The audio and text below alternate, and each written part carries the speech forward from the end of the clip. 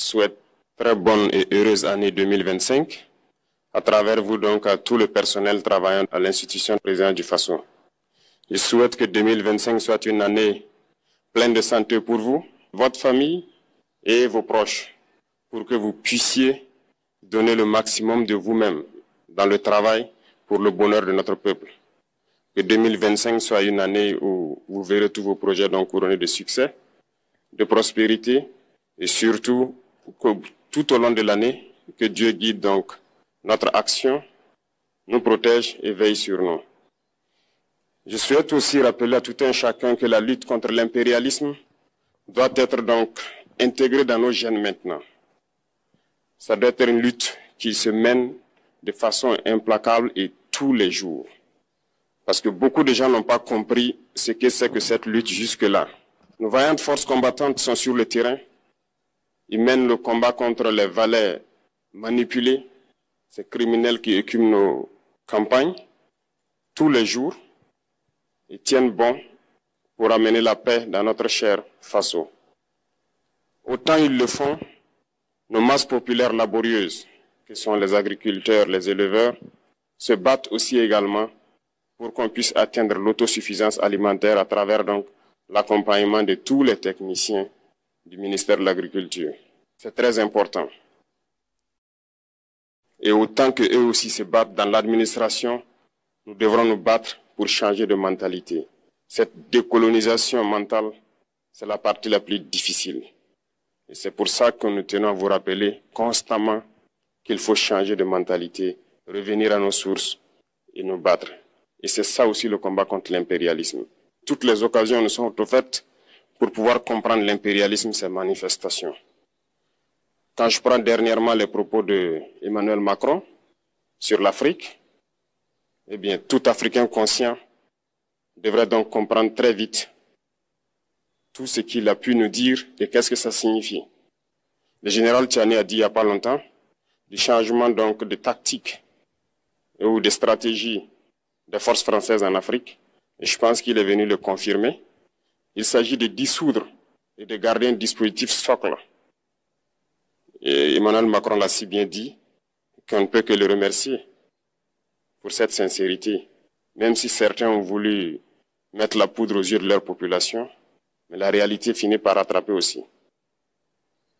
Ils ne partiront pas de certains pays. Ils ont juste dissous le dispositif. Vous ne les verrez plus dans des bases, mais dans les ambassades, ils seront là. Ils vont constituer des sociétés de sécurité pour sécuriser leurs sociétés qui existent dans ces pays-là. Mais les soldats seront là. Mais vous ne les verrez plus en tenue ou rassemblés dans des bases. C'est tout ce que ça veut dire.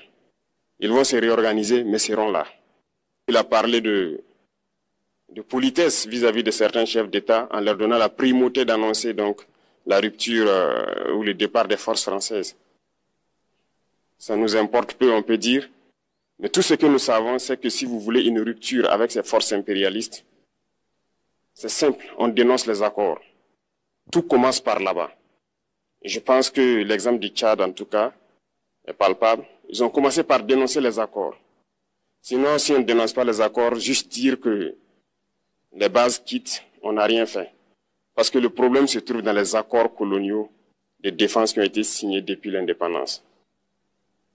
Le plus dangereux n'est pas ceux-là que vous voyez dans les bases. Le plus dangereux, ce sont les conseillers militaires. Les conseillers militaires existent dans tous ces pays. Ils ont existé au Burkina aussi jusqu'en fin 2022, jusqu'à ce que nous prenions nos responsabilités. Et qui sont ces conseillers militaires? C'est ceux-là qui sont censés mettre en pratique la politique de la France ici. Ils doivent travailler à rendre nos armées très faibles pour que la France puisse toujours avoir l'argument d'exister ici. Sous Blaise Compaoré, ils avaient réussi. Nos sentinelles prenaient donc la garde avec des bâtons. C'est ça que la France veut de nos armées. Lorsque nous arrivons à cette étape, nous n'avons pas le choix que de vouloir qu'ils viennent s'installer. Mais l'armée burkinabé a réussi à un moment donné à se débarrasser des conseillers militaires. Malheureusement, je pense qu'en 2019, après l'opération Otaponou, où ces Français ont vu que l'armée burkinabé avait encore une capacité de réagir au terrorisme, ils ont appelé le chef d'état-major en France, ils l'ont instruit de reprendre les conseillers militaires dans toute la structure. Eh bien, il n'a pas accepté, mais au retour au pays, les politiques l'ont instruit d'accepter les conseillers militaires. Et c'est là que les conseillers militaires sont revenus dans l'armée burkinabé en 2019. Avec toutes les conséquences qu'on connaît, l'armée était en train de disparaître dans les années 2020-2021. Et d'ailleurs, c'est le moment où beaucoup de militaires ont dû déserter parce qu'il n'y avait plus d'espoir. On était en train de s'effondrer. Voilà un peu comment ils travaillent. À l'état-major général des armées, dans tous les états-majors d'armée, dans les écoles, c'est eux qui sont censés dicter la politique de notre armée. C'est eux qui nous disent combien recruter, quand recruter et qu'est-ce qu'il faut en faire. Ils sont dans les écoles pour nous dire comment il faut les former et ainsi de suite. Tant que ces conseillers militaires sont là, vous n'êtes pas indépendant. Votre armée aura juste l'apparence d'une armée qui sera là en train de faire des parades, du cirque. Mais lorsque viendra la guerre, vous vous rendrez compte que la parade, c'est une chose, mais la guerre, c'est une autre chose. Il faut rompre les accords. C'est la seule façon d'avoir une armée indépendante et se construire, être fort.